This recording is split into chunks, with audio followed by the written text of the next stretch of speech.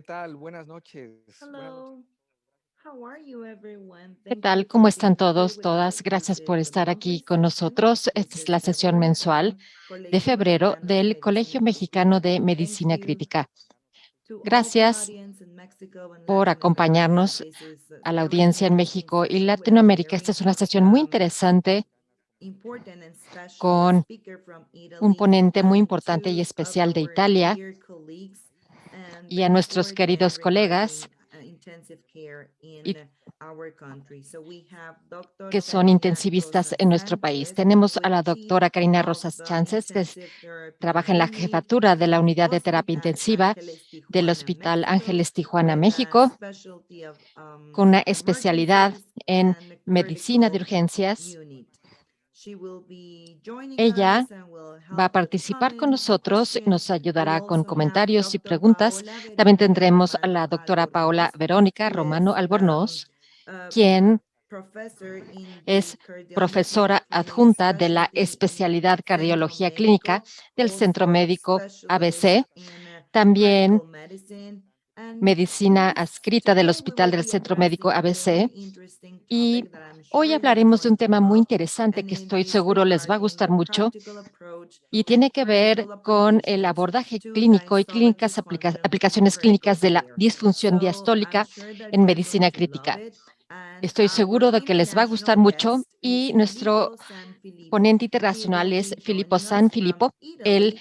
He está is desde an Italia con nosotros. anesthesiologist from Él the es hospital anestesiólogo del Universitario Hospital in Catania, and I'm Universitario sure you Policlínico have heard Rodolico about him. Catania. He has Estoy written seguro de que han he has escuchado de written él. Ha different escrito papers, diferentes especially in artículos, en critical especial echocardiography, sobre and he also has ecocardiografía written different crítica y papers también regarding diferentes the artículos critical clinical sobre application to diastolic aplicaciones clínicas dysfunction, de la and disfunción he has clínica. written among other Ha great escrito, authors in entre this otros grandes autores, topic of sobre critical este tema, echocardiography. sobre So we would like to ecocardiografía welcome crítica. Así our que queremos guest, darle la bienvenida Filippo a nuestro Sanfilippo. invitado, This is a Filippo Sanfilippo. recorded session, and Esta es una because of the sesión different grabada time zone, y it was a debido a la little diferencia hard de uso to horario, fue setting un it poco up live. difícil So I'm sure that you will organizarla en vivo. going to Estoy love it. seguro de So que les va thank a you gustar and mucho. welcome Muchas to this gracias session y of bienvenidos, Colegio bienvenidas a Mexicano esta de sesión del Medicina Colegio Mexicano Crítica de Medicina February, Crítica and the topic de is febrero practical y el tema approach and es clinical abordajes application to prácticos, diastolic clínicas, dysfunction in aplicaciones de critical la care. Thank you disfunción for diastólica en joining us, medicina and clínica. let's start Gracias por with estar our con subject. nosotros y Thank you. vamos a comenzar con nuestro ponente.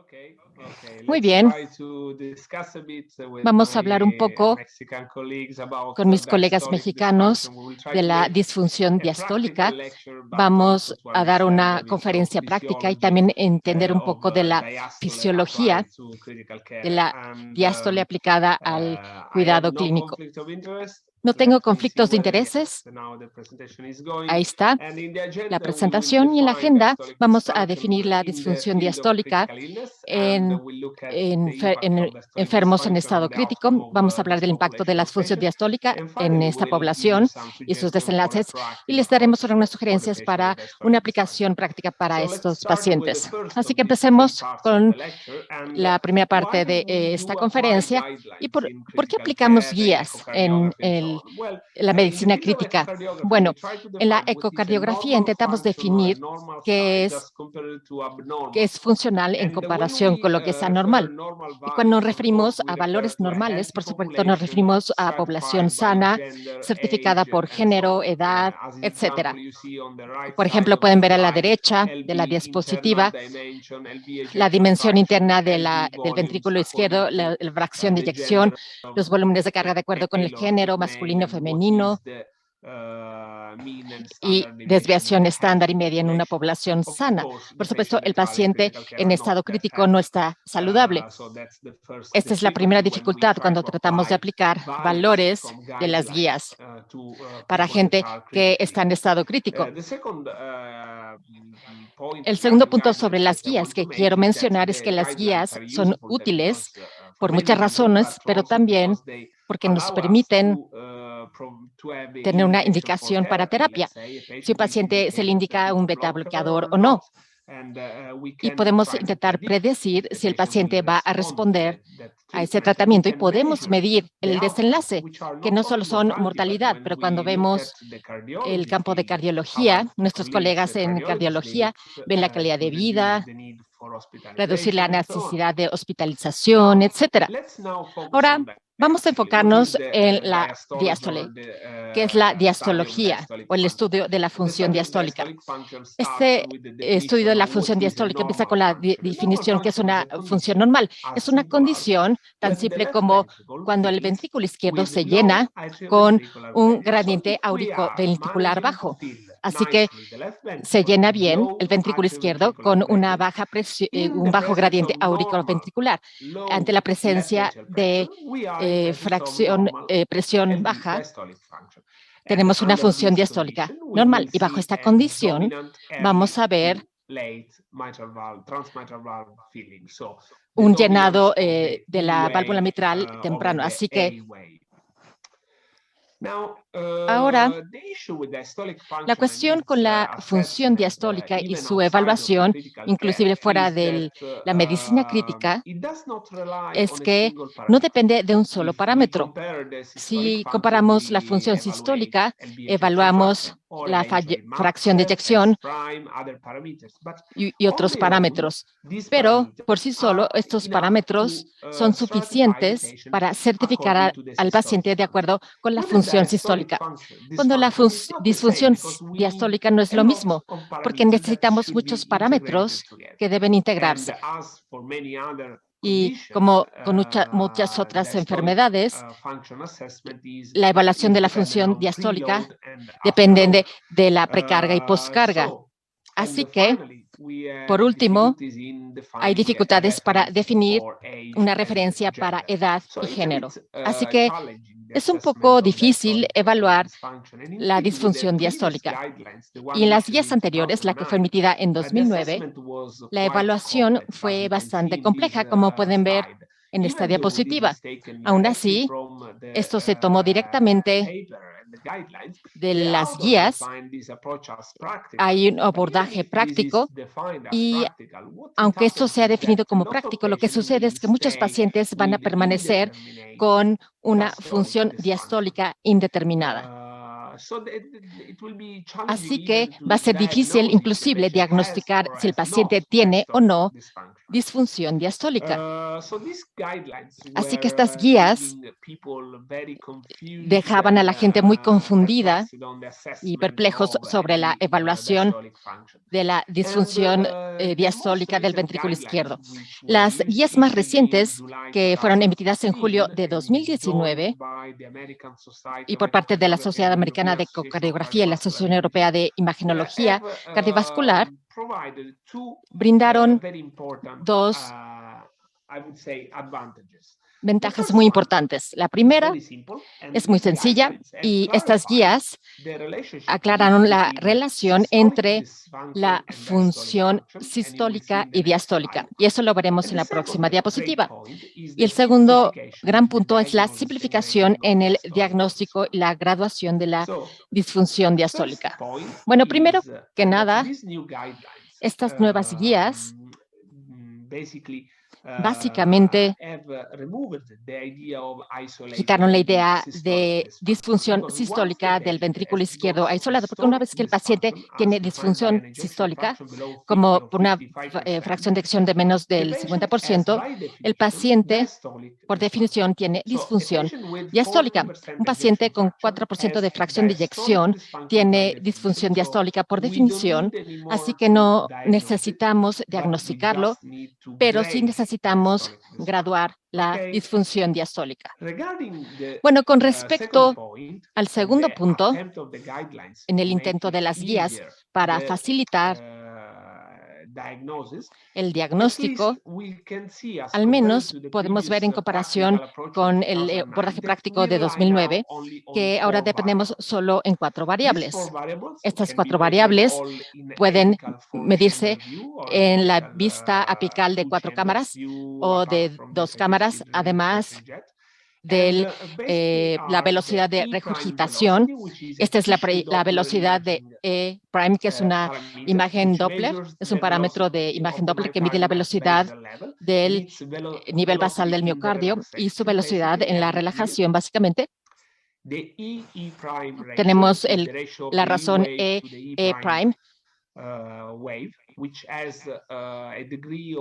que tiene un grado de correlación con las presiones auriculares izquierdas, y tenemos el índice del volumen auricular izquierdo y finalmente la velocidad de la regurgitación tricuspidia. Estos dos parámetros básicamente son sustitutos de una mayor presión de vuelta como resultado de la disfunción diastólica. Así que en esta diapositiva parece complicada, pero lo de hasta arriba es lo que acabo de decir. Es en el diagnóstico se usan 4 variables y se puede diagnosticar la disfunción diastólica si la mayoría de estas variables son anormales. En caso de que sea demasiado anormal, entonces no podemos diagnosticar la disfunción diastólica y sería una función indeterminada. También es posible que un paciente no tenga regurgitación tricuspidia, y en este caso uno puede usar los otros 3 parámetros para hacer el diagnóstico de la disfunción diastólica o no. Para hacerlo un poco más práctico, uso este ejemplo en donde pueden ver las 4 imágenes en el cálculo. No pretendo que ustedes lean todos estos números aquí, pero de hecho los números que están aquí pueden ver que hay 3 valores anormales, que son el volumen auricular, la velocidad de tricuspidia y la velocidad E prime, mientras que la razón E prime es normal. Así que tenemos 3 valores anormales de 4, así que hacemos un diagnóstico de disfunción diastólica del ventrículo izquierdo. Una vez que hacemos el diagnóstico, tenemos que pasar a la graduación de la disfunción diastólica ventricular izquierda. Se ve un poco más complejo, pero en esencia debemos evaluar la coeficiente EA o la velocidad de la ola E. Y viendo este paciente con 58 centímetros por segundo de ola E en cuanto a velocidad y una razón por debajo de 0.8, podemos ver que estamos en este recuadro con una EA de menos de 0.8 y una onda E de más de 50, y luego tenemos que pasar en estos 3 parámetros y sabemos que 2 de ellos son anormales, en particular la velocidad tricuspidia y el volumen del auricular izquierdo, mientras que el coeficiente E prime son 9 punto algo, así que es normal. En este caso, hacemos el diagnóstico de disfunción diastólica. Muy bien. Esto fue un ejemplo para mostrarles cómo no es tan fácil porque requiere la integración de algunos parámetros. Para hacerlo un poco más complejo, aunque las nuevas guías han simplificado la evaluación, pueden leer el primer párrafo y ver que las guías dicen que no son necesariamente aplicables a niños o en el entorno perioperatorio. Yo creo que olvidaron a los pacientes en estado crítico, pero podemos suponer que también se referían a los pacientes en estado crítico. ¿Por qué es difícil aplicar estas guías? Les daré una perspectiva práctica también en la población en estado crítico. Es difícil porque suponiendo que el volumen auricular izquierdo y la velocidad tricuspidia, que son 2 de los 4 parámetros, en pacientes que están mecánicamente ventilados, estamos bajo la influencia de resistencia vascopulmonar, y también esto afecta la regurgitación tricuspidia. También están expuestos a cambios en la precarga y poscarga, de acuerdo con la reanimación con líquidos y el uso de diuréticos, etcétera, la dilatación, la vasodilatación por el uso de sedantes, etcétera. Así que, hay muchos colegas que han trabajado en ello, es solo usar las variables TDI en pacientes en estado críticos. E' el sustituto de la presión auricular izquierda. Ahora, este es el segundo de 2 artículos publicados por LANSPA, y aquí compararon una población de más de 300 pacientes, si recuerdo bien, y usaron una definición simplificada en donde la velocidad E' y el corte que se usa es 8, y en el caso de valores anormales, el E', los autores básicamente graduaron la disfunción diastólica de acuerdo con el valor de E'. Ahora, lo que encontraron los autores en casi todos los pacientes con sepsis, encontraron que la aplicación de la definición simplificada de 2016 y la definición de 2009, aunque básicamente hay un número diferente de clasificación para disfunción diastólica, con las guías anteriores, los autores pudieron categorizar solo 1/3 de los pacientes. Vemos un 34%, mientras que con la simplificación de las guías de 2016, pudieron dar una categoría de disfunción diastólica básicamente 3/4 de la población. Así que se duplicó al menos lo que fue viable con las de 2009. Así que las guías de 2016 parecen una mejora. Y también el uso de simplificación es prometedor. Y es prometedor porque no solo los autores encontraron que la definición simplificada, pueden ver el último punto en la línea violeta, esto pudo categorizar a pacientes en asociación con comorbilidades relevantes, que sean infarto al miocardio, hipertensión y diabetes. Así que parece prometedor, pero desde mi propia práctica puedo decirles que yo no usaría esta definición simplificada en pacientes con COVID. Por ejemplo, los pacientes con COVID principal'mente tienen una E' reducida, al menos los pacientes en la UCI, y un coeficiente muy bajo de E', porque tienen fiebre, están deshidratados, han dejado de beber por un tiempo. Así que, básicamente, el trabajo de mi colega LANSPA es muy práctico, muy bueno, pero quizás cierta población de pacientes en estado crítico no se beneficiarán de ella. Pero hay cabida para estudios al respecto. Este es otro estudio que confirma cómo las nuevas guías son más aplicables en pacientes en estado crítico. Este es un estudio de Stephen Wang, Tony McLean y el grupo del Hospital de Sydney. Básicamente lo que encontraron, me adelanté. Lo que los autores encontraron es que al aplicar las guías de 2009, la mayoría en el día 1 y día 3, y ambos en pacientes con función sistólica normal o función sistólica anormal, le dio al operador a muchos pacientes con función indeterminada. Por ejemplo, en el día 1 normal, la función sistólica, 84% de los pacientes con función indeterminada, mientras que si se aplica las guías de 2016, este porcentaje bajó a 30%. Básicamente es lo mismo de 76 a 16, aquí de 15 a 6%, aquí de 72 a 11%. Así que al menos podemos decir que con las nuevas guías podemos clasificar a los pacientes, estratificarlos y su función diastólica mejor. Ahora, comencemos a hablar de la fisiología. Y hablando de la fisiología, les muestro este video, a ver si el video funciona. Parece que no funciona, pero está bien, porque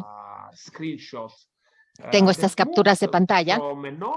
Pasa de una función diastólica normal con una relajación pronunciada y debemos considerar estos dos elementos importantes de la función diastólica, la presión auricular izquierda y la relajación del ventrículo de izquierda. Como pueden ver aquí en esta gráfica, pueden ver que el ventrículo izquierdo tiene una relajación que es menos pronunciada, lo cual produce una menor cantidad de llenado en la fase temprana, pero la presión auricular izquierda sigue así. El problema llega cuando el paciente desarrolla la disfunción diastólica, grado 3, porque como mecanismo de compensación el paciente desarrolla una mayor presión auricular izquierda para restaurar el llenado normal del ventrículo izquierdo, pero esto es a costa de la congestión. Por lo tanto, el paciente va a tener congestión pulmonar y a la inversa también va a desarrollar congestión sistémica gradual como resultado de retención de líquidos y otros mecanismos. Así que básicamente el segundo grado tiene el deterioro de la relajación y un aumento de la presión auricular izquierda. Ahora, siendo honesto, este es un patrón que no vemos muy frecuentemente en la UCI, y en este caso el paciente realmente está muy enfermo y en problemas. Quizá vean esto más en la UCI cardíaca, pero estos son los pacientes que son muy difíciles de retirar del ventilador con este tipo de situación. Ahora, como si esto no fuera suficientemente simple, con mis amigos italianos desarrollamos el abordaje simplificado solo para efectos educativos, que depende y quiere hacer una analogía entre el volumen ventricular izquierdo y la presión ventricular izquierda y algo que usábamos más cuando éramos jóvenes, las bebidas y el alcohol. Disculpen que use esta broma y el artículo fue casi aceptado, está bajo revisión y tuvo revisiones menores, estará disponible más adelante en Minerva Anestesiológica. Así que lo que queríamos demostrar era cómo hay un juego entre el volumen y presión ventricular izquierda. En condiciones normales, en donde hay mucho volumen en el ventrículo, en cada diástole, que puede pasar de la aurícula al ventrículo a costa de una baja presión. La presión, como analogía con la copa, ven que la progresión sube gradualmente y también la copa aumenta su tamaño y aumenta el volumen. Así la copa se llena más. Así que hablaba con mis amigos en México. Por supuesto, tenía que poner una margarita primero. Imagínense que son jóvenes y saludables y pueden tolerar 3, 4, 5 margaritas y siguen bien. Y luego envejecen un poco más y tienen cócteles más elegantes, aperoles, Aperol Spritz, que les da cefalea. Y finalmente solo pueden tolerar un cóctel alcohólico muy leve, muy ligero.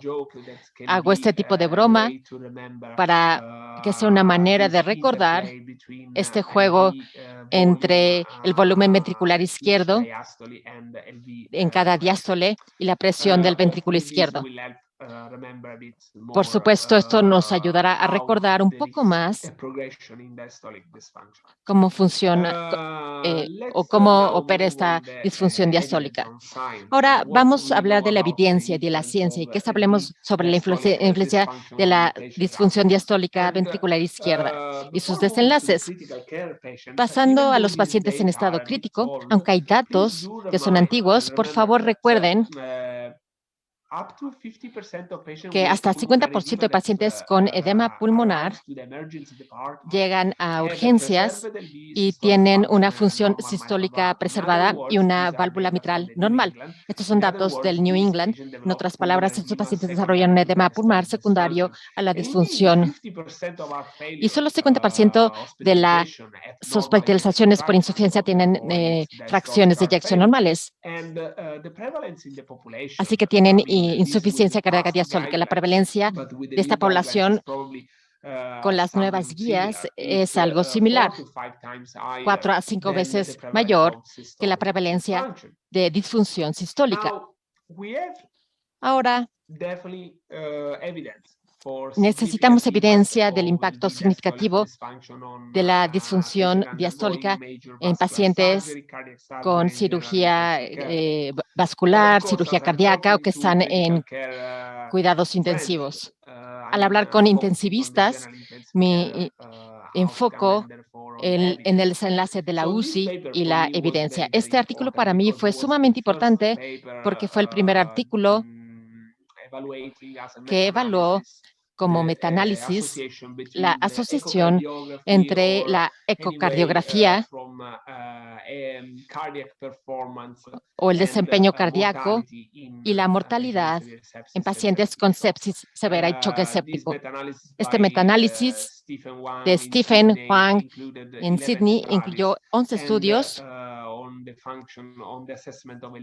y evaluaron la función ventricular izquierda y 5 estudios con la evaluación de la función ventricular derecha. Y cuando vemos el desempeño de la función sistólica a la izquierda de la gráfica, pueden ver que no había diferencia en la sobrevida en pacientes sépticos que sobreviven de acuerdo con el desempeño del ventrículo izquierdo. Sin embargo, pueden ver que hay una tendencia, porque el valor P no lo pueden ver muy bien, quizás es 0.052, así que está muy cerca a ser significativo. Y en aquellos que tenían una menor función sistólica o un menor desempeño sistólico tenían peores desenlaces. Y parece contraintuitivo, pero no lo es, porque los pacientes con función sistólica hiperdinámica tienen una mayor mortalidad. Este es un artículo de Paunes en Critical Care. Ahora, pasando a la derecha de la diapositiva, la función sistólica del ventrículo derecho no parece realmente afectar la mortalidad en pacientes sépticos. Este artículo fue muy importante para mí porque detonó la idea de evaluar con metaanálisis cuáles son los desenlaces de los pacientes según la disfunción diastólica. Y en este metaanálisis, con Maurizio Ciacconi y colegas en el Hospital San Giorgio, incluimos 7 estudios en donde se evaluó la función diastólica ventricular izquierda con Doppler y también tomamos datos para la función sistólica de 5 de estos estudios, de estos 7 estudios incluidos, suponiendo que estos estudios evaluaban la función diastólica, tuvieran un mayor grado de expertise para el ecocardiógrafo y, por lo tanto, más evaluaciones confiables. Y lo que encontramos es que la disfunción diastólica estaba asociada con la mortalidad, mientras que la disfunción sistólica no. Por lo tanto, fuimos más allá y vimos la evaluación con imagen Doppler del tejido y es más prometedor en pacientes en estado crítico. Evaluamos si el coeficiente E y E' estaban asociados con la sobrevida y encontramos más estudios como 16 o 17 estudios de acuerdo con la gráfica de bosque que voy a mostrarles. Y confirmamos la hipótesis porque básicamente encontramos que la mayor sobrevida en pacientes con un mayor valor de E', una mejor relajación y con menor coeficiente E'. Así que posiblemente una menor congestión. Así que, como resumen de esta evidencia que les mostré sobre la mortalidad y el desenlace en sepsis, podemos deducir que hay una asociación entre la disfunción diastólica y la mortalidad, mientras que no hay asociación entre la disfunción sistólica y la mortalidad. ¿Ok?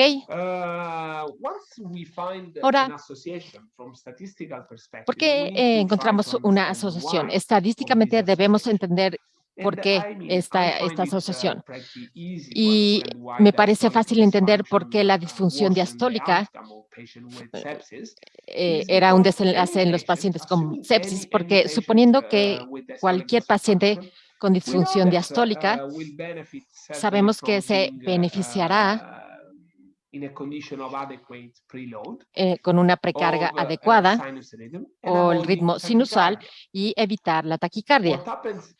Lo que sucede en pacientes con sepsis, inclusive más con choque séptico, es que el paciente experimenta una hipovolemia relativa, tiene taquicardia, básicamente por definición, y hay muchos pacientes en sepsis que desarrollan fibrilación auricular. En este caso, es entre 20 y 23% de los pacientes con choque séptico.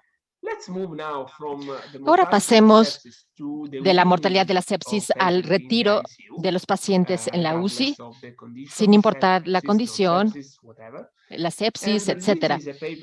Y aquí un artículo que les sugiero que lean es de acceso abierto. Lo hizo el grupo de Xavier Monet y Jean-Louis. Lo que los autores encontraron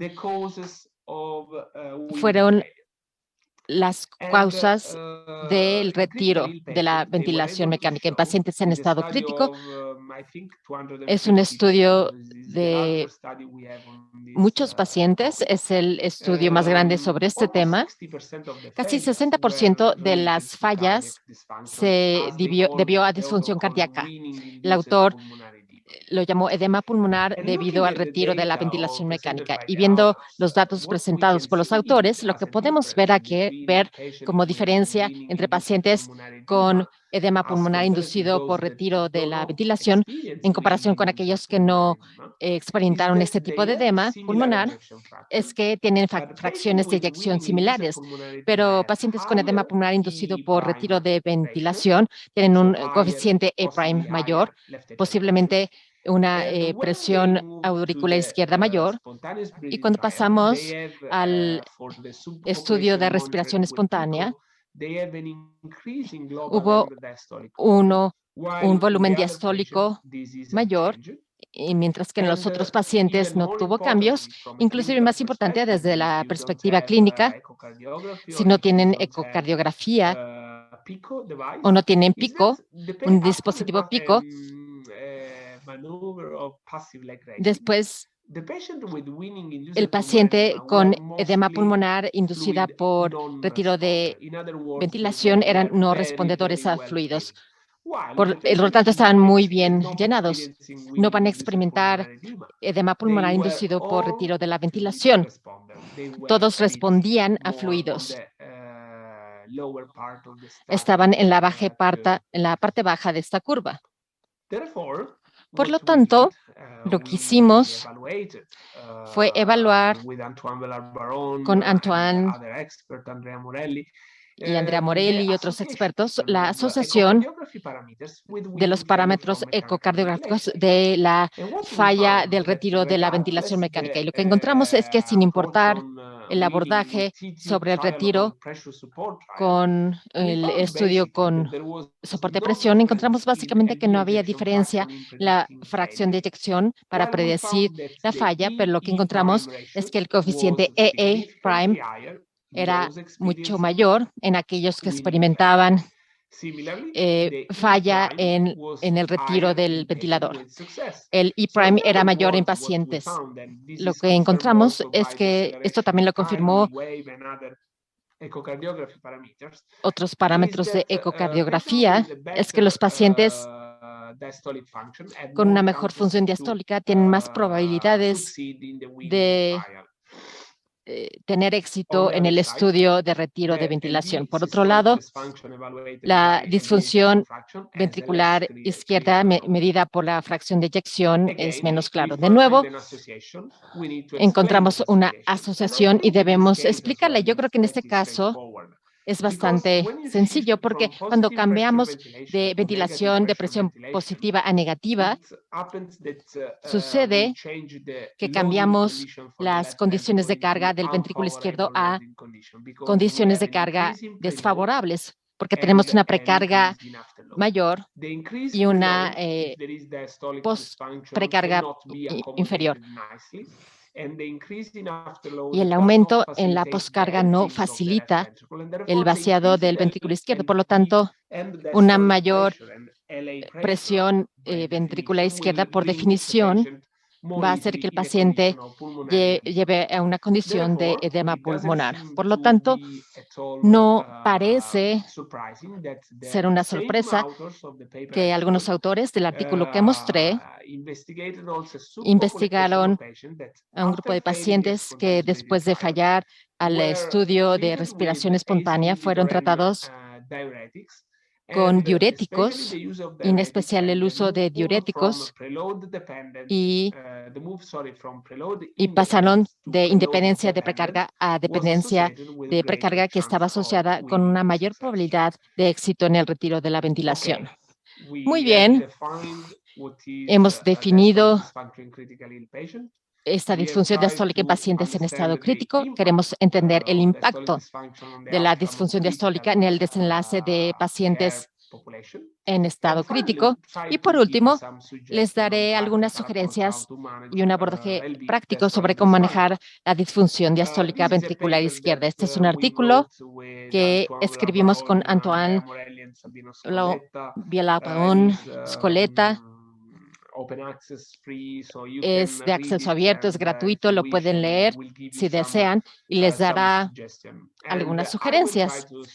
E intentaré resumir estas sugerencias en las siguientes 4 o 5 diapositivas. La primera diapositiva es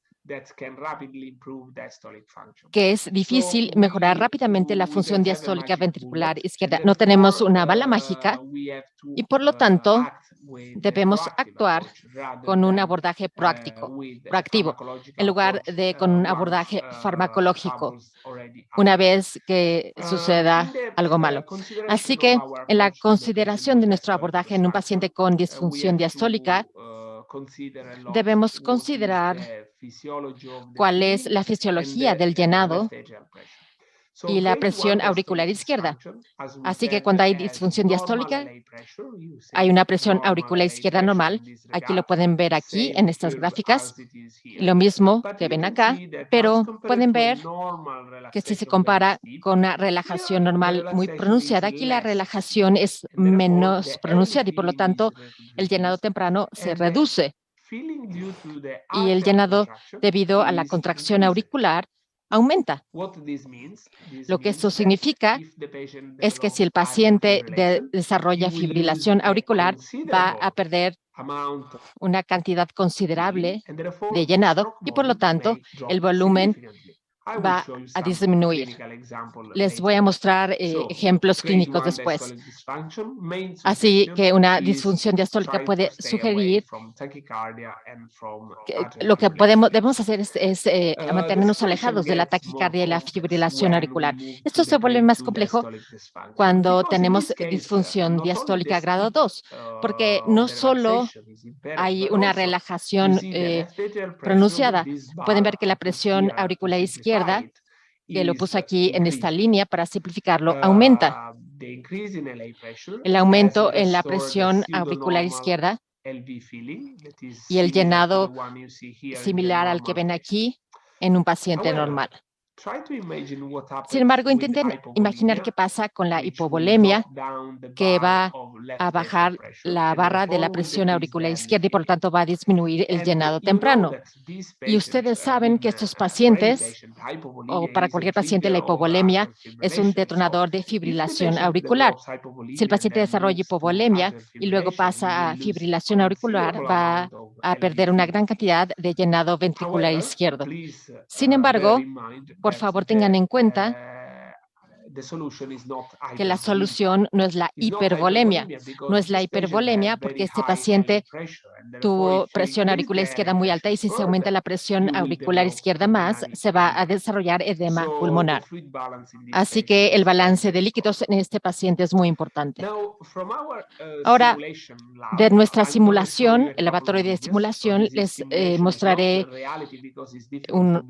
una simulación porque es muy difícil hacer un video de un paciente, pero estoy seguro de que han visto ambos pacientes con una función sistólica normal que desarrollan fibrilación auricular y que permanecen con una muy buena hemodinamia y muy buena presión arterial media, sin signos ni señal ni síntomas de otra condición clínica que empeore, y si ven el mismo paciente con la función sistólica normal, una vez que tienen fibrilación auricular, su presión baja a menos de 90, 70, 60, deben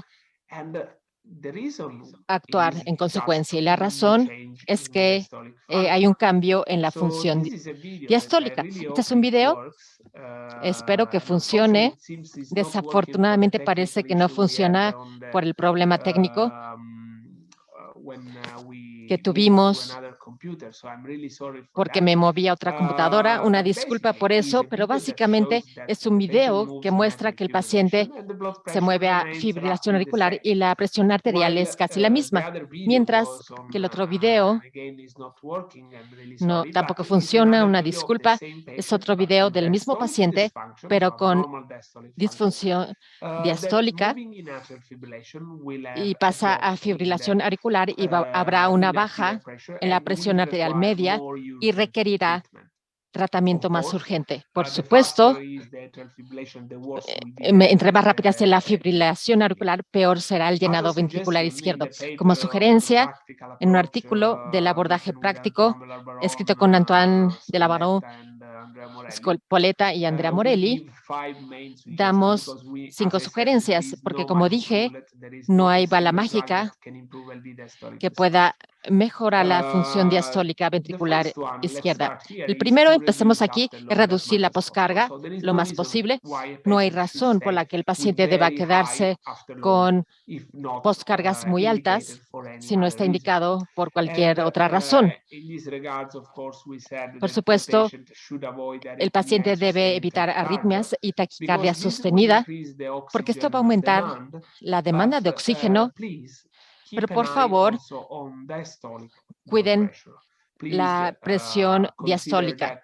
Consideren que el ventrículo izquierdo es perfundido en la diástole, por lo tanto, deben ver la presión arterial diastólica. Si esta presión arterial diastólica es muy baja, en pacientes mayores o con arterias muy rígidas, etcétera, entonces necesitamos considerar aumentar la presión arterial media, usar algo para aumentar el tono vascular. Como dije, los líquidos deben administrarse con cautela. La hipo e hipervolemia son peligrosas en cualquier paciente en estado crítico y esto es inclusive más importante cuando la disfunción diastólica está presente. Por último, dijimos que no hay bala mágica y todos los inótropos, la mayoría de los inótropos tienen un efecto negativo en la diástole, tienen un efecto lucitrópico negativo. Quizá el mejor sería el levotizumab, que puede tener un mejor efecto sobre la diástole, pero la razón para iniciar el levotizumab no debe basarse solo en la disfunción diastólica. Al menos esa es mi práctica.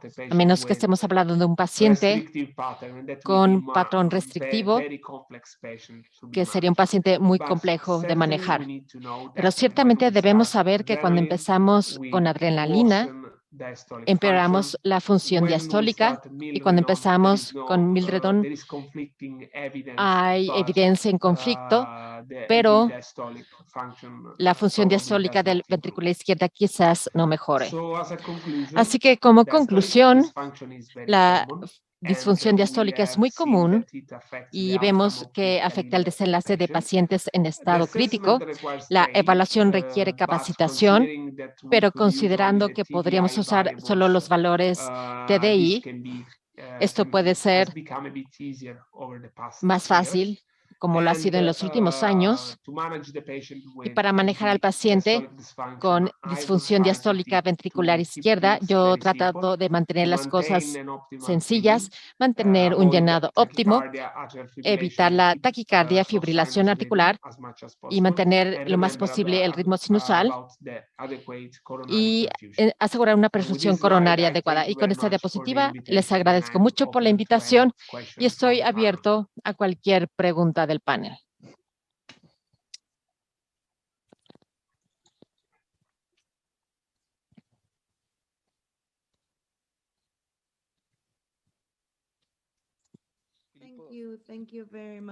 Muchas gracias. Gracias, Filippo, por tu presentación. Te agradecemos mucho por estar con nosotros en esta sesión. Ahora tenemos la sección de comentarios de nuestro público. En este caso tenemos a dos excelentes colegas, la doctora Karina Rosas Sánchez. Ella está en Tijuana. Tenemos a la doctora Paola Romano, que es cardióloga intensivista. Gracias, doctoras, por estar con nosotros. Les agradecemos mucho por estar aquí. Doctora Karina, quizás usted quiera comenzar con un comentario. Estamos muy agradecidos.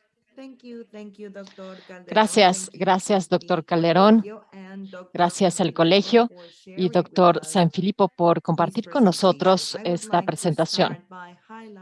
Quisiera comenzar resaltando la importancia de reconocer la disfunción diastólica en el ventrículo izquierdo para un paciente en estado crítico, porque además de todas las causas que mencionó el doctor Sanfilippo, también está presente en condiciones que vemos frecuentemente en la UCI. Por un lado, en esos pacientes con choque séptico y también aquellos que están con ventilación mecánica. Así que teniendo esto en cuenta, como intensivistas debemos escalar el tratamiento con ecografía, ecocardiografía, porque vemos que no es suficiente una evaluación básica cualitativa, sino que necesitamos también una evaluación cuantitativa que nos permita hacer ajustes durante el tratamiento. Quisiera preguntarle, doctor Sanfilippo, ¿cuál es su opinión respecto a hacer electrocardiogramas y hacer una ecocardiografía para todos los pacientes que están en la UCI para poder evaluar el grado de disfunción cuando los pacientes tienen disfunción diastólica? Muy bien, gracias por la pregunta. Con respecto, al menos en mi unidad, hacemos electrocardiografía en cualquier paciente que sea admitido y la electrocardiografía se hace lo antes posible. Eso depende de las habilidades del médico a cargo. Lo que yo diría es que la razón de hacer una ecocardiografía en la admisión es para evaluar la disfunción diastólica y también para entender la condición del paciente, para ver cuál es la razón del choque o cuál es la condición cardíaca, inclusive un paciente que llega con una insuficiencia respiratoria aislada, debemos entender si tiene algún grado de enfermedad aguda o una atrofia ventricular. Así que, en términos generales, tenemos un amplio uso de ecocardiografía en la UCI. Si la evaluación de la disfunción diastólica es básica o avanzada, por el momento es avanzada. Sin embargo, no puedo excluir que en el futuro se considerará básica porque solo se necesita hacer un una evaluación Doppler tisular o una del miocardio.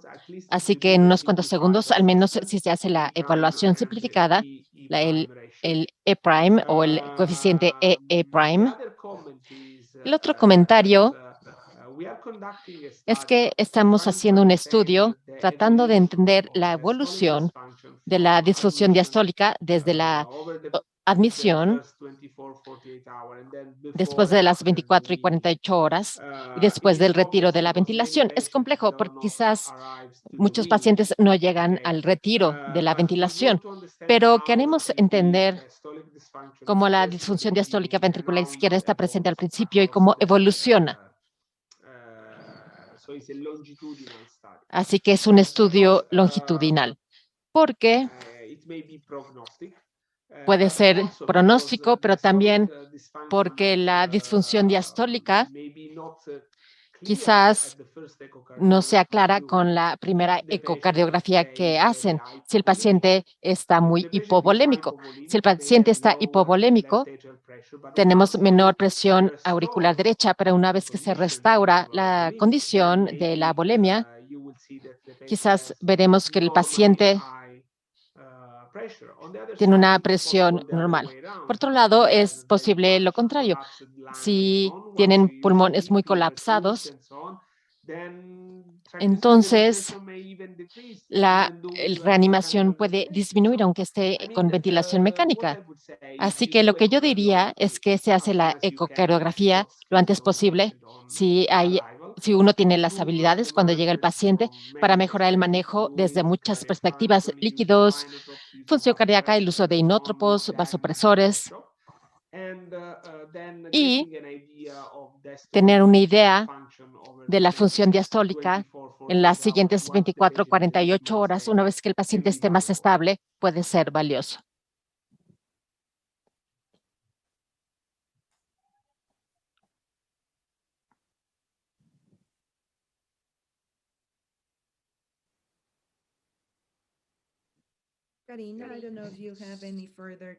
No sé, Karina, si tengas más comentarios, podemos continuar y volver contigo, o si tienes más preguntas. No ahora, gracias.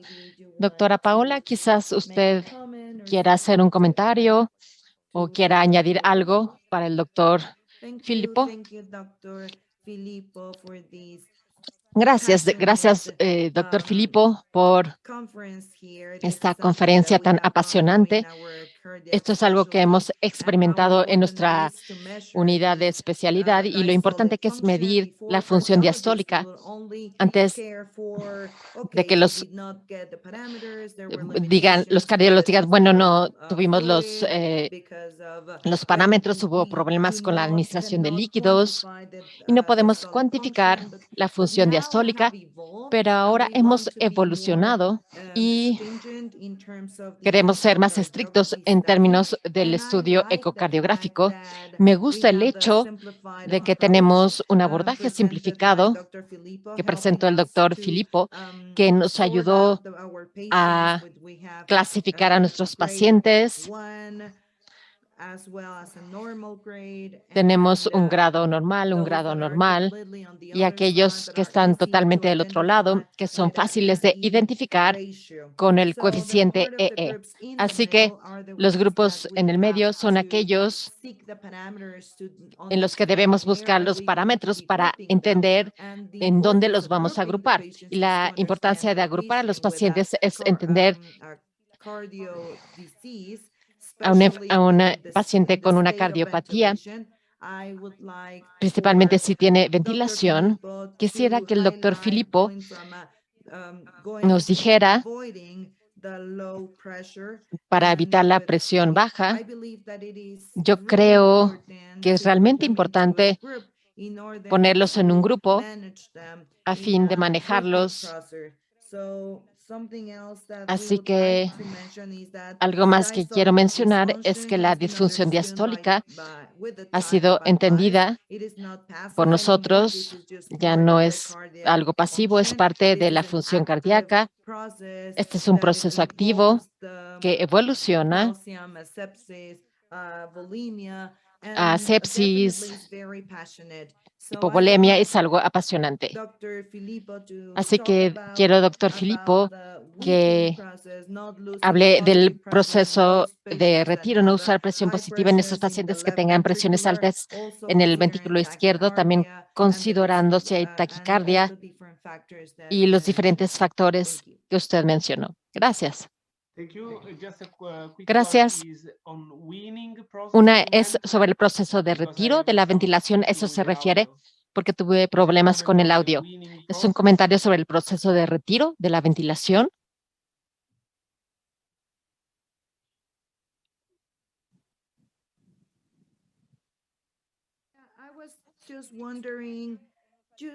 Solo preguntaba que nos ayude a identificar aquellos pacientes con disfunción diastólica que están en un proceso de retiro de la ventilación con mayores presiones ventriculares izquierdas y teniendo en cuenta todas las cosas que hay que tomar en cuenta, no tener taquicardia.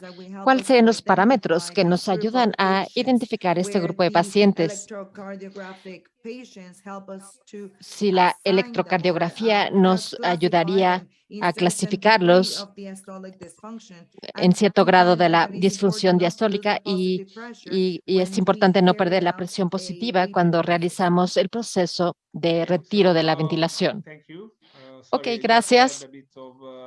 Tuve un poco de ruido en el audio y no pude entender un par de comentarios. Hay muchas cosas que usted dijo que son muy interesantes y lo voy a explicar. Lo primero, algo muy importante, la diástole es un proceso activo y hay estudios en animales que muestran que si uno induce la isquemia, entonces la diástole empeora, incluso antes que la función sistólica. Este es solo un ejemplo para ver cómo la diástole sufre por la isquemia más que la sístole. Ese fue el comentario, por ejemplo, de mantener una buena presión diastólica para el ventrículo izquierdo. Con respecto al proceso de retiro de la ventilación y la presión positiva, abordar al paciente que deba ser retirado del ventilador, debemos considerar dos cosas. Primero, como lo mostró en el estudio de Liu, si el paciente es independiente a precarga, el paciente está muy bien llenado, lo que sea que se use, la vena cava inferior que no está colapsada, si se usa una variación de volumen en el rango 3, 4, 5, si el paciente no es dependiente de la precarga, este es un paciente que está en riesgo de edema pulmonar. Esto no importa si hay presencia de disfunción diastólica, porque una vez que se pasa de ventilación con presión positiva negativa y el paciente no puede adaptarse a ese retorno venoso, desarrollará congestión y edema pulmonar. Y en el mismo artículo de Liu et al. Mostraron lo bueno que puede ser la terapia con diuréticos, pasar al paciente de independencia de precarga a dependencia de precarga. Hacerlo sencillo, debemos hacer que el paciente esté más vacío del estatus de volumen cuando él tenga que enfrentar el retiro de la ventilación mecánica. A este respecto, sin embargo, hay que tener en cuenta que la falla del ventilador puede deber a cuestiones musculares debido a la debilidad. Desafortunadamente, no tenemos una bala mágica para ello y puede deberse a otras condiciones respiratorias que pueden utilizarse, usar broncodilatador, usar el estetoscopio, etcétera. Y también la función diafragmática. Con respecto a la función diafragmática, hay algunos estudios de que debería poder mejorar la función diafragmática. Siendo honesto, los estudios son controvertidos y no muestran una buena mejora de la función diafragmática. con cierto fármaco, pero hay un estudio de Calci y colegas que es interesante sobre el uso de levosimetab, en donde tenían a 11 pacientes que fallaron al retiro del ventilador y se les administró levosimetab y 9 de 11 pacientes fallaron. Y no solo la cuestión de los números, pero si vemos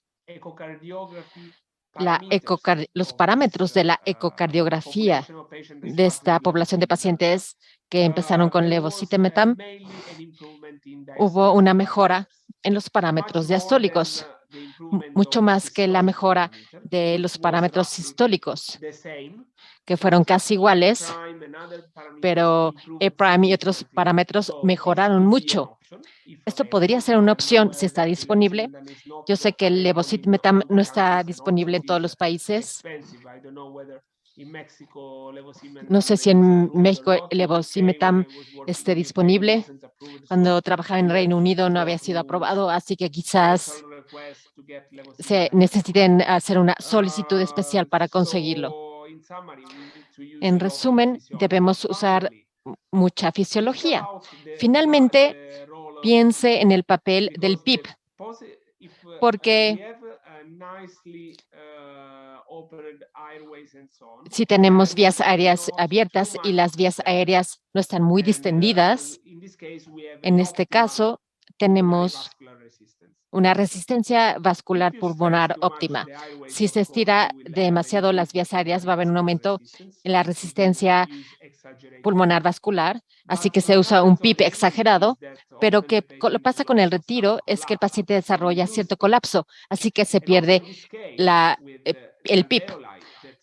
Con los alvéolos que colapsan, se aplastan y en este caso tenemos un aumento en la resistencia vascular pulmonar. En este caso hay un mayor retorno venoso en el lado derecho y una poscarga mayor y hay un colapso.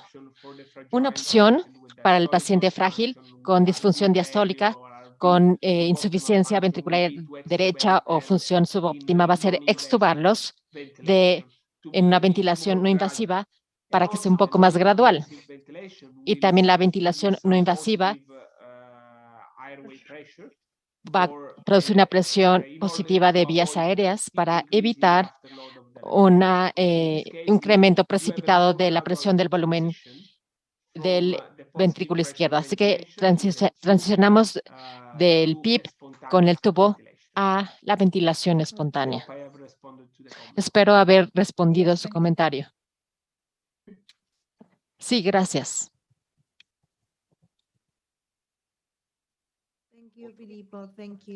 Gracias, Filippo. Gracias. Tal vez Paola. No sé si quieres hacer otro comentario. Solo quería mencionar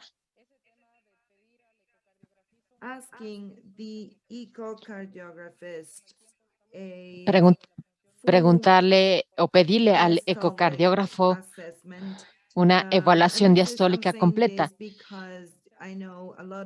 Yo sé que muchos especialistas estarán viendo esto y debemos entender que una medición completa nos ayuda a tomar decisiones y asignar o clasificar a nuestros pacientes de acuerdo con el riesgo.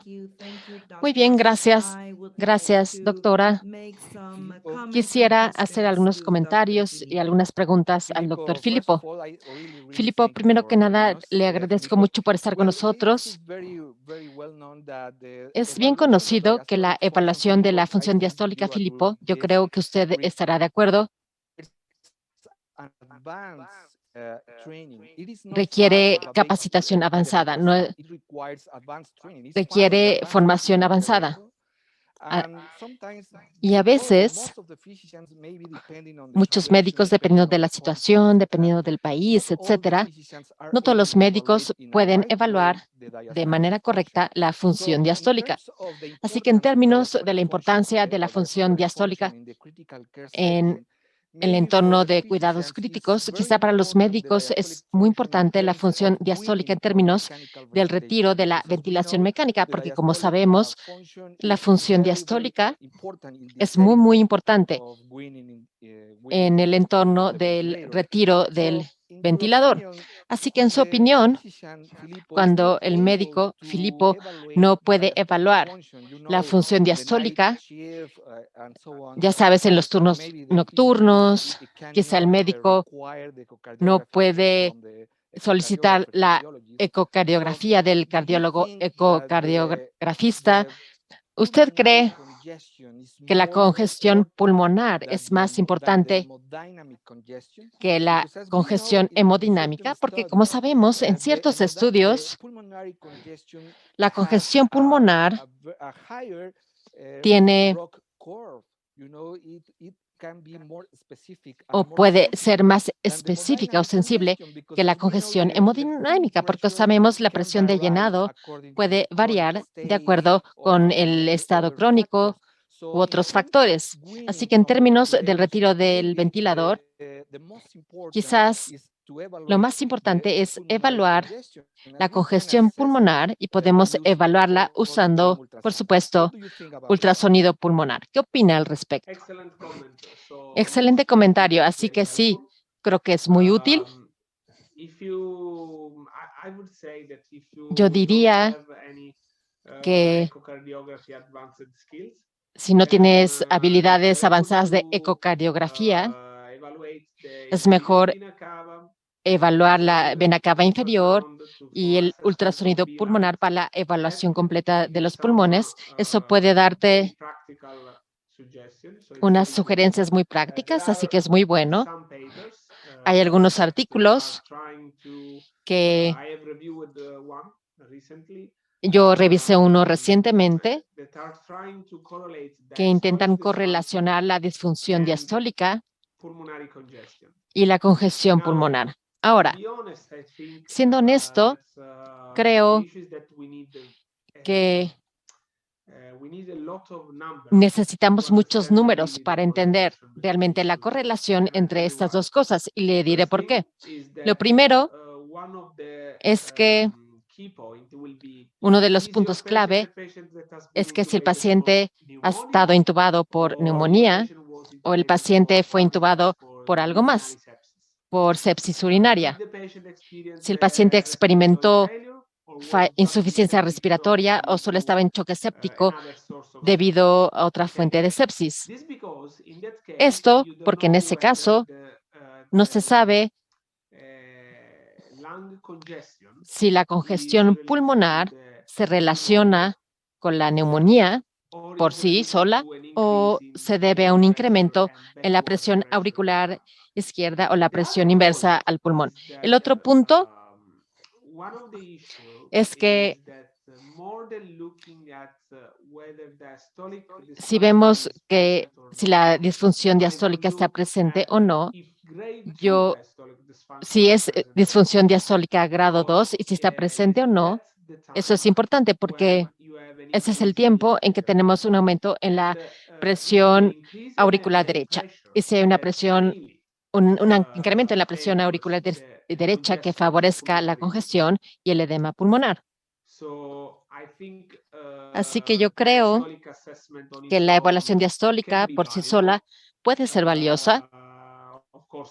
Por supuesto, con la evaluación sistólica también. Una evaluación con un ultrasonido pulmonar y también de la congestión. Se ha hecho muchos estudios que también han sido valiosos. Por supuesto, entre más parámetros tengamos, entre más puedan integrar estos parámetros, será mejor.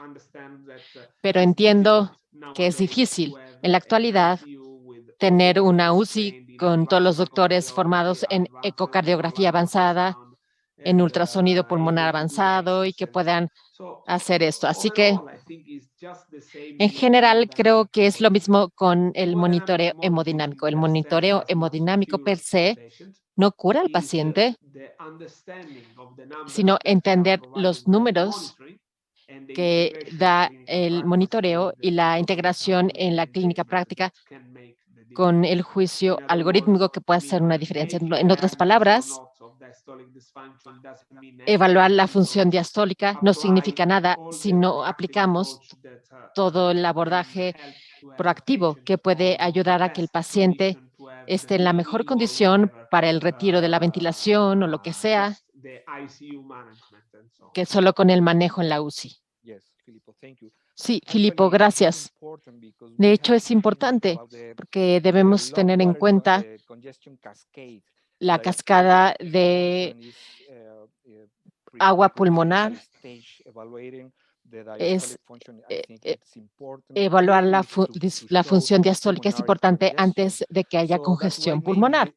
Por ello, quizás esto es muy importante para los médicos. Filippo, estamos muy contentos por estar con usted. Quisiera escuchar de mis colegas si tienen otra pregunta o comentario. Karina, ¿tienes alguna otra pregunta o comentario? Muchas gracias por estar con nosotros.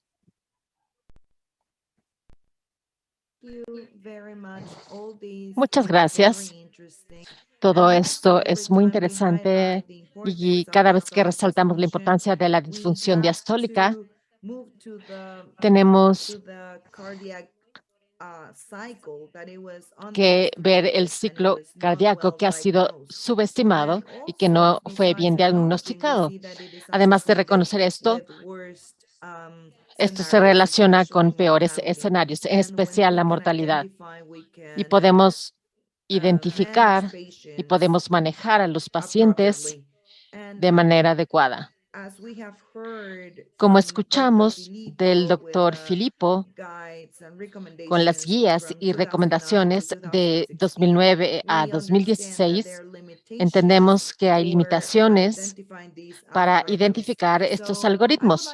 Así que quiero preguntarle, doctor Filippo, si usted considera que es necesario desarrollar o llegar a un consenso enfocado en pacientes en estado crítico con el objetivo de estandarizar los diagnósticos y para disminuir la estandarización de los estudios que se realizan sobre este tema.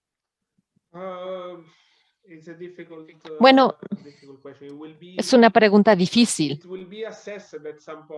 Va a ser evaluado en algún momento. La cuestión es que es muy difícil entender dónde poner los límites entre básico y avanzado, porque no hay argumento sobre cada uno de los puntos de los diferentes consensos y sociedades.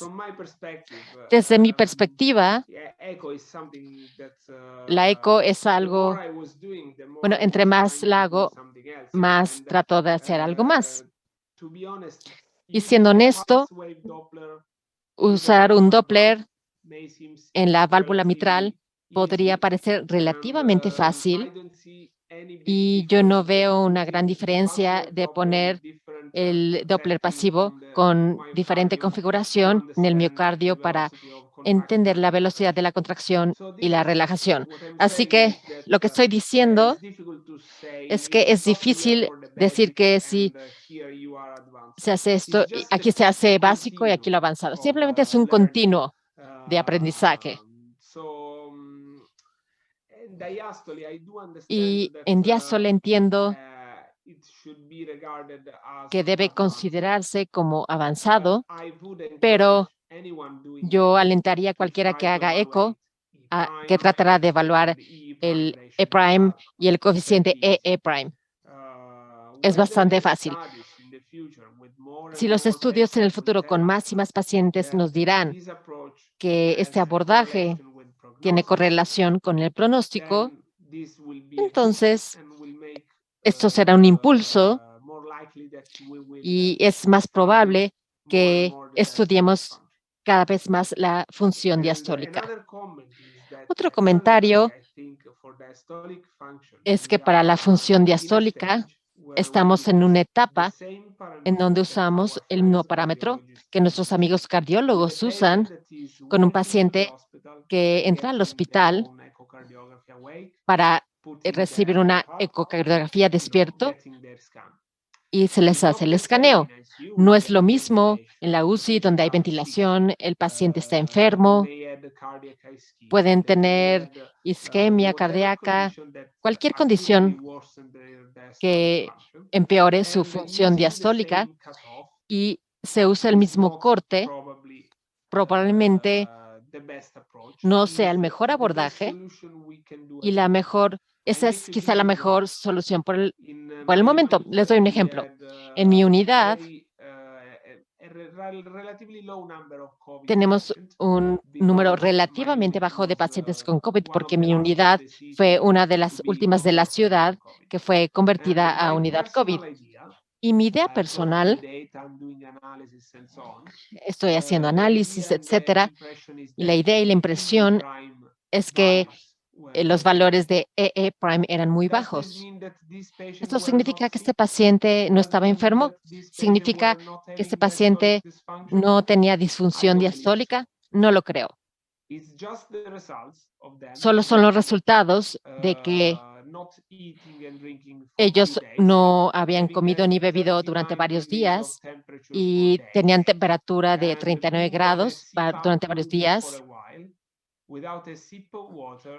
No habían tomado un sorbo de agua y, por lo tanto, una muy baja cantidad de líquidos para evitar el empeoramiento de sus parámetros de oxigenación. Por eso tenían un coeficiente de EE bajo, porque estaban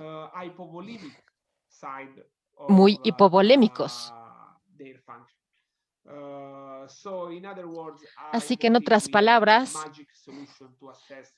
no tenemos una solución mágica para evaluar la disfunción diastólica y necesitamos quizás hacer un esfuerzo colaborativo para colaborar y recabar muchísimos datos, lo cual no es fácil. Nuestros amigos cardiólogos tienen más probabilidades de recabar datos de 1,000, 2,000 pacientes solo con una colaboración entre 5 o 6 centros grandes. Nosotros no. Y nuestra población es muy heterogénea. Neumonía, no neumonía, choque, no choque, adrenalina, no adrenalina, inótropos, no inótropos, etcétera. Por el momento, debemos hacer mucha investigación clínica para entender los mejores parámetros y el mejor corte para definir la disfunción diastólica. Así que esto va a requerir, sin duda, un ecocardiograma avanzado que evaluará la disfunción diastólica en estado crítico, porque aparte de aplicar las guías, se debe aplicar y entender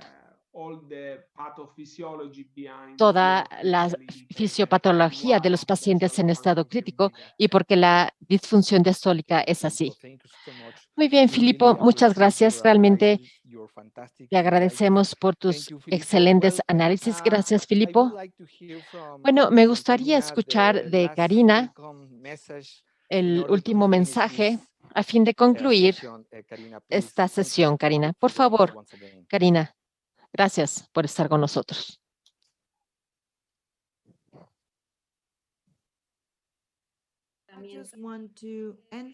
Solo quiero enfatizar que con respecto al tratamiento debemos tener en cuenta que no debemos ver la disfunción diastólica como una patología y que el manejo debe enfocarse en todos los aspectos que el doctor mencionó. Limitar los líquidos, disminuir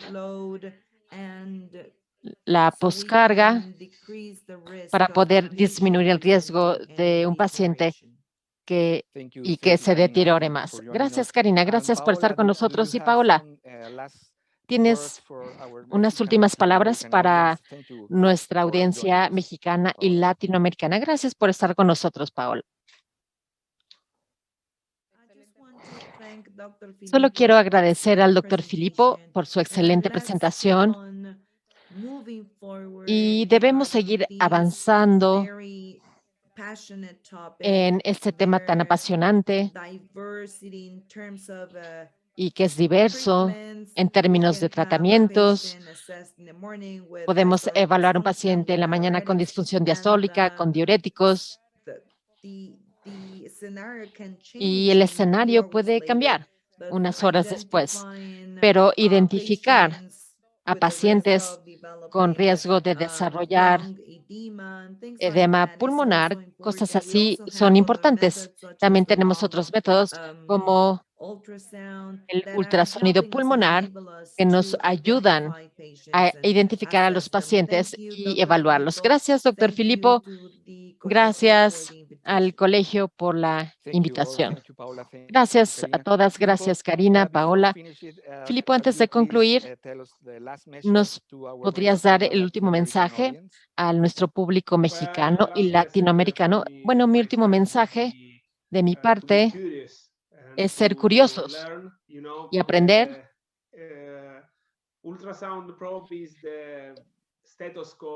El ultrasonido es el estetoscopio de hace 30 años, así que en la actualidad todos deben ser capaces de realizar una evaluación con ultrasonido y una vez que empiezan a hacerlo, no es tan difícil y hay muchas herramientas en Internet, hay libros, tutoriales para aprender sobre ecocardiografía, ultrasonido pulmonar. También pueden acudir con sus colegas cardiólogos y decir, ¿puedo hacer una eco contigo? Si necesitan cierto tutorial. Y una vez que empiezan, la curva de aprendizaje será muy pronunciada y rápidamente podrán hacer todas estas evaluaciones. No tomará tanto tiempo. Por ejemplo, uno de mis trainees, de mis residentes que me siguió bastante en un mes, se volvió muy independiente en la evaluación sistólica y diastólica. Así que sí, se requiere aplicarse para colegas jóvenes. Ustedes no pueden imaginarse no haciendo ultrasonido y ecocardiograma en los próximos 5 años. Gracias, doctor Filippo. Estuvimos muy contentos. Gracias por su fantástica presentación. Fue un gran placer estar con usted. Gracias por aceptar la invitación a pesar de las diferencias en los usos horarios.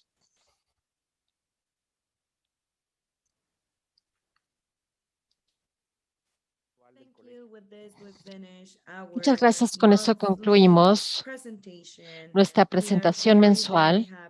Estamos muy contentos y queremos agradecer a la doctora Karina, a la doctora Paola y a nuestro ponente internacional, el doctor Filippo Sanfilippo de Italia. Esta es una sesión grabada con anterioridad debido a las diferencias de uso horario entre los países. Muchas gracias y nos veremos el próximo mes. Va a ser muy interesante para nuestra comunidad del Colegio Mexicano de Medicina Crítica. Gracias. Les deseo una muy buena noche y continuemos con estas sesiones.